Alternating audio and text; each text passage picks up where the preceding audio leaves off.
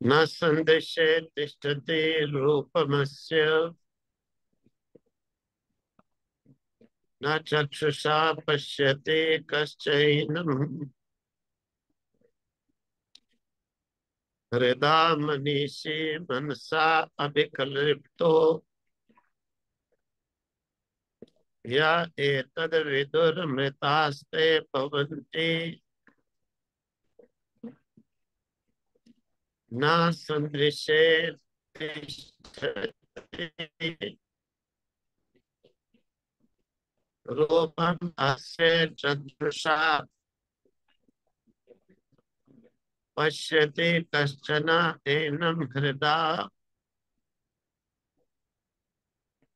मनीषी मनसा अभिकल्पिताः ये एतद् विदु अमृता भवन्ति यदा पञ्चावतिष्ठन्ते ज्ञानानि मनसा सह बुद्धिश्च न विचेष्टति तामाहो परमां गतिम् यदा पंच अवतिष्ठन्ते ज्ञानानि मनसा बुद्धिश्च न विचेष्टति ताम आहो परमां गतिम् ताम योग विधि मन्यन्ते स्थिरामिन्द्रिय धारणाम् अप्रमत्तस्तदा भवति योगो हि प्रभवापयो ताम योगम चित्तवृत्ति इति मन्यन्ते स्थिराम् इंद्रिय धारणाम् अप्रमत्ताः तदा भवति योगा हि प्रभवापयो।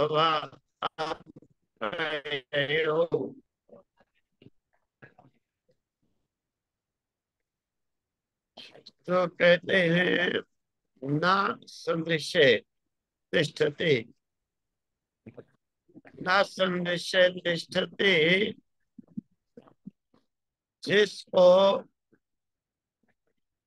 देखने के लिए दृष्टि रुकती नहीं और विद्यमान रूपम जो रूप है अस्य न चक्षुषा पश्यते उसका स्वरूप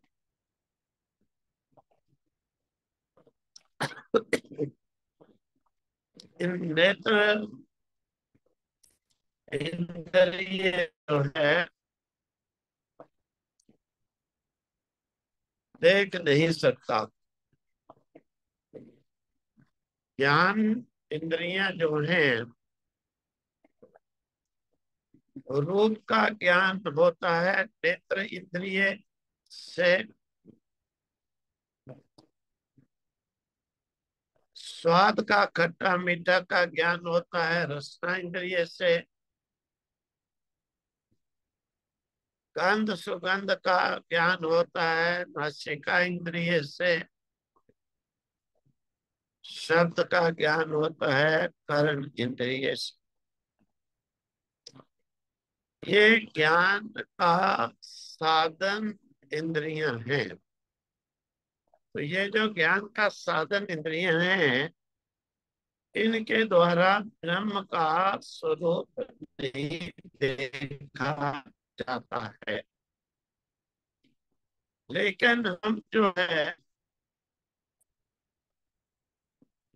इन ज्ञान के साधन रूपी इंद्रियों से उसको अनुभव करने की ओर चलते हैं। कश्चन एनम, कोई भी पुरुष हृदय से मनीषी, मन को वश में करने वाला जो है ज्ञानी, मनसा, मन से अभिकल्पिता, कल्पित यानी युक्त, उससे जुड़कर ये एतद विदु, जो इसको जानते हैं, अमृता भवंती, वो अमर हो जाते हैं। यानी हृदय, हृदय के द्वारा, हृदय के द्वारा कहने का अभिप्राय ये है कि बाहर मुक्ता इंद्रियों की हटाकर, इंद्रियों की बाहर मुक्ता को हटाकर जब हम अंतरंग, अंदर की ओर चलते हैं, हृदय की ओर, तो यही भक्ति है। इस भक्ति के द्वारा,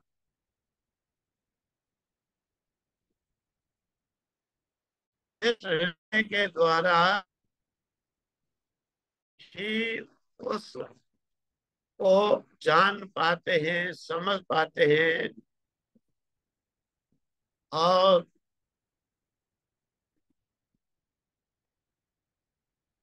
कहा गया है उपनिषद में, ब्रह्म विजानाति ब्रह्म भवति, उस ब्रह्म को जानने वाला ब्रह्म स्वरूप ही हो जाता है। आंखों से देखने के लिए जैसे नेत्र इंद्रिय कुछ देखती है, वहां पर नजर टिक जाती है, इस प्रकार से उसका ऐसा रूप नहीं, जिस पर नजर टिकी रहे, परंतु इंद्रियों के द्वारा व्यक्ति प्रयास करता है, इंद्रियों के द्वारा व्यक्ति प्रयास करता है। प्रयास क्या करता है कि इंद्रियों के द्वारा उससे प्रत्यक्ष करें, उससे जाने, उससे देखें।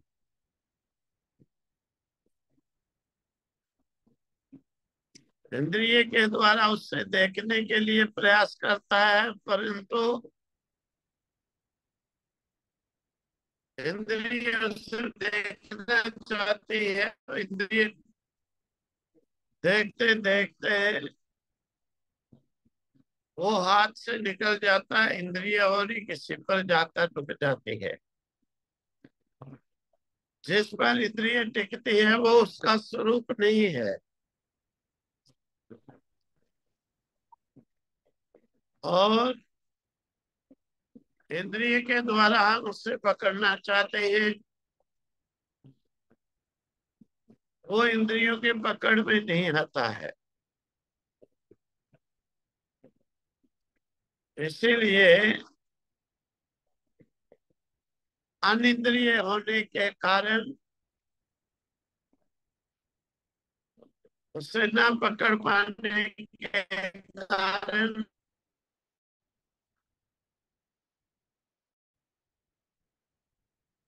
बुद्धिमान लोग जो हैं, मनुष्य यानी ज्ञानी लोग जो हैं, वो उसे ज्ञान के द्वारा, ज्ञान यानी हृदय के द्वारा जब उसका हम मनन करते हैं, संकल्प करते हैं, अहम ब्रह्मास्मि इत्यादि वाक्यों के द्वारा उससे हम जानने के लिए प्रयास करते हैं,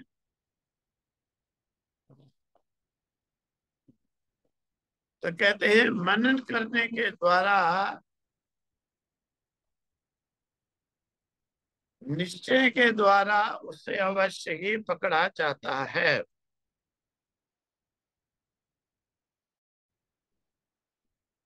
और जो उसे जानते हैं वो अमृत हो जाते हैं।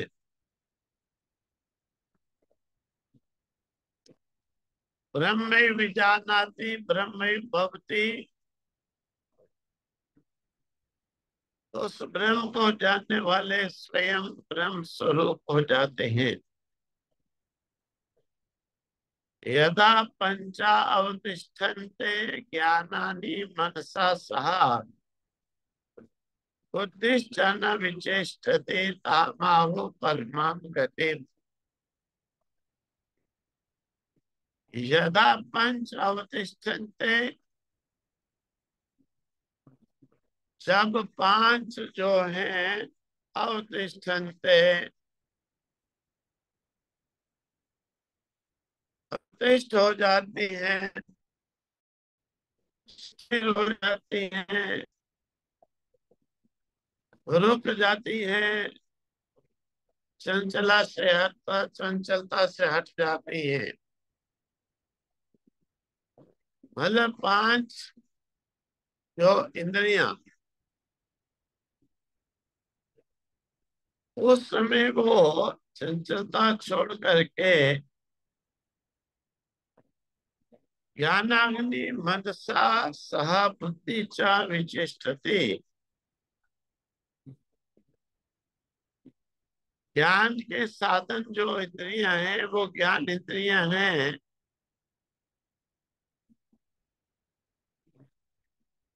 उनको लेकर के मनसा मन के रूप के द्वारा बुद्धि और बुद्धि को सत्व को लेकर के न विचेष्टति, जो निश्चल हो जाता है, ताम आहु परमाम गतिम, उसी को परम गति कहते हैं, परम अवस्था कहते हैं, परम पद कहते हैं।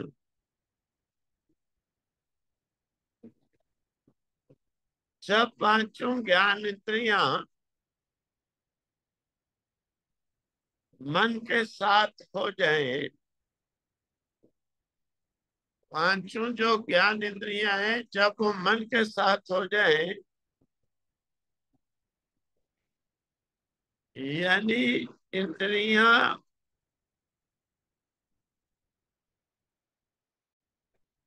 इधर उधर विषयों में नहीं भागे, अर्थात इंद्रियां एक जगह पर टिक जाए। एक जगह कौन टिकने की है? वही परमात्मा ही एक जगह ऐसी है जिन पर जाकर मन इंद्रियां बुद्धि टिकती है, स्थिर होती है। बाकी जो चीजें होती हैं मन इंद्रियों को अगर हम वहां पर ले जाएं, वहां पर मन इंद्रियां न टिक करके उल्टा चंचल होने लग जाती है।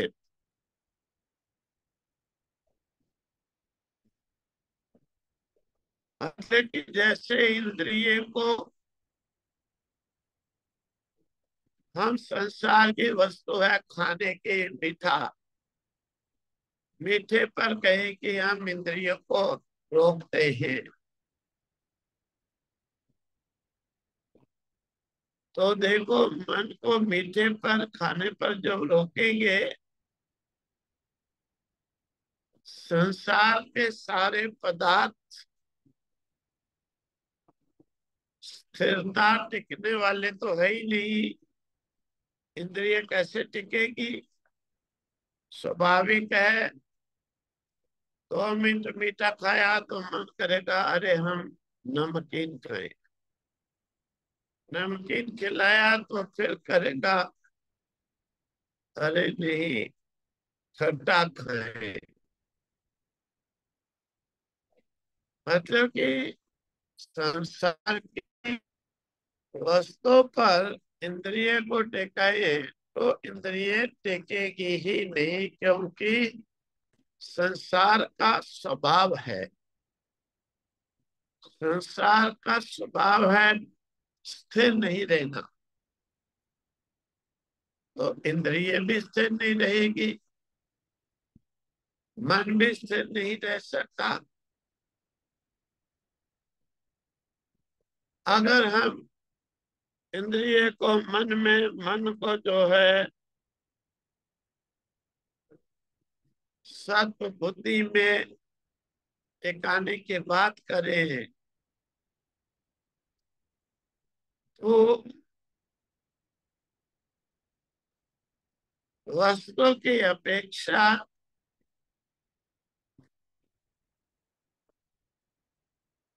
इंद्रिय जो है टिकेंगे। और फिर हम अगर बिल्कुल परमात्मा में इंद्रियों को टिकाते हैं, वहां पर परमेश्वर को पाकर तो इंद्रिय एकदम डिब्बा बन जाएगी, शांत हो जाएगी। इसीलिए कहा कि ऐसे हृदय के द्वारा संसार की वस्तु को छोड़कर परमात्मा में टिकाने के लिए प्रयास करें। इंद्रिय मन को परमात्मा में एकाग्र कर सकते हैं, दूसरी चीज में एकाग्र नहीं होगा। क्योंकि दूसरी सब चीजें चंचल स्वभाव वाली है, और वहां पर चाहे मन जाए, चाहे इंद्रिय जाए, चाहे बुद्धि जाए, सब चंचल ही होते जाएंगे। जैसे बताया कि किसी ने मीठा खाया, 2 मिनट के अंदर नमकीन पर मन आ जाएगा। नमकीन खाया 2 मिनट में खट्टे पे आ जाएगा। क्यों? हर चीज संसार की इस प्रकार से चलायमान है। चलायमान है, चलती है, चंचल है। लेकिन परमात्मा चंचल नहीं। परमात्मा स्थिर है, परमात्मा अव्यक्त है, परमात्मा अविनाशी है, परमात्मा एक है। तो फिर चंचल कहाँ होंगे? जब दो तीन हो, चंचलता शुरू होती है ही एक है, तो चंचलता किस कारण होगी? परमात्मा में जब निश्चल बुद्धि के साथ मन इंद्रियां रुक जाती हैं, यानी इंद्रियां संसार में चंचल ना होकर मन के साथ बुद्धि में स्थिरता,